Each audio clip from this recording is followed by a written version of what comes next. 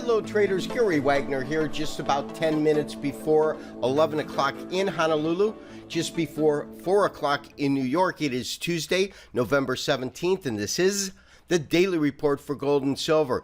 We have another dramatic day in which we see the entire precious metals complex under pretty moderate to strong pressure on the day. Gold trading off about $12, 1070 and change. That's our current print. $20 range between 1065 and 1085, and we're sitting much closer to the bottom range of the market than the top. So traders, unlike many other days in which we have seen this market really dramatically move lower, a lot of the time it was due to really dollar strength in the market and or weakness in the market. Today we actually have a little bit of strength in the market. Now that's only taking off about $2.60 worth of value. 970 is actually due to normal trading, giving us our $12 net move down, and we have broken through recent and what I call record lows, because they're the lowest this market has been to since trading at 1920. But let me show you the breadth of what we're looking at right now. As you can see, this market is genuinely broken below a 1080, and obviously 1080 was a pretty serious level. You can see that level by these bottoms right here, and of course if we carry them over, we've definitively broken through there. We have made a lower low. 71 was the existing low. We're trading here at 70. So it looks pretty dire when we look at a chart in terms of a much more short-term view, this only going back, through August or so. So really the second half of this year. But to really see where we're at and how precarious of a position we are in right now in terms of where gold prices could go, we really need to pull up a longer term study. And to do that, I've pulled up a weekly chart, standard candlestick format, and this really shows the August decline, and this is the point right in here, obviously, where we actually hit these lows.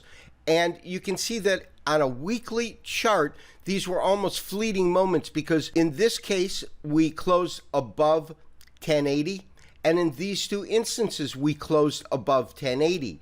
What's genuinely different about what we're looking at now is we have dived into these lows in this area here, and we're fully immersed in these areas. Market trading, as I said, right now around 70.69.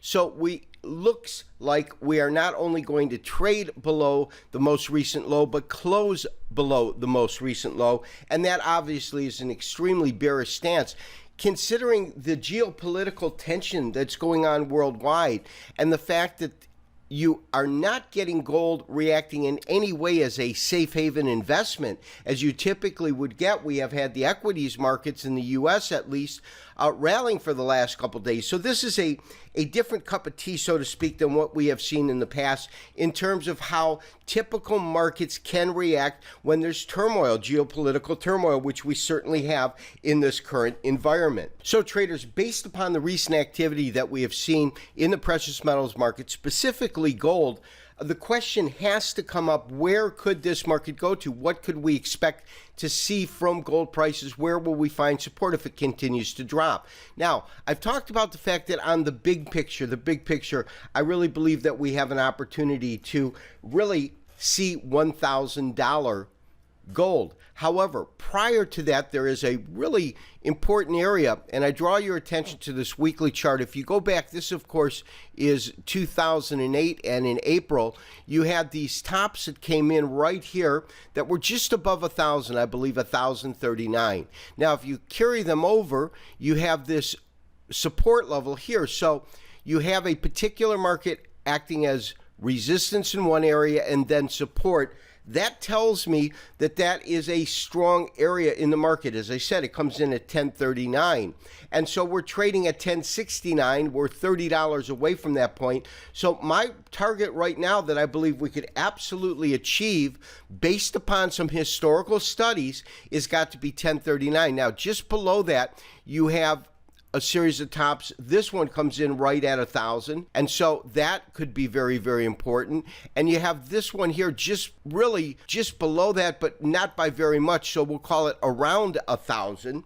So in terms of where we could see this market go to, we certainly could see it trade as low as $10.39 or even $1,000 per ounce if we continue to see the precious metal under pressure. Now realize you've got a very, very strong stock market that has absolutely recovered from the August meltdown that we saw and has been moving really solidly to the upside. Now, although the market was trading up about 100 points, it did begin to trade lower. It is just getting ready to settle now, and it looks like the S&Ps will settle off about 2 points on the day.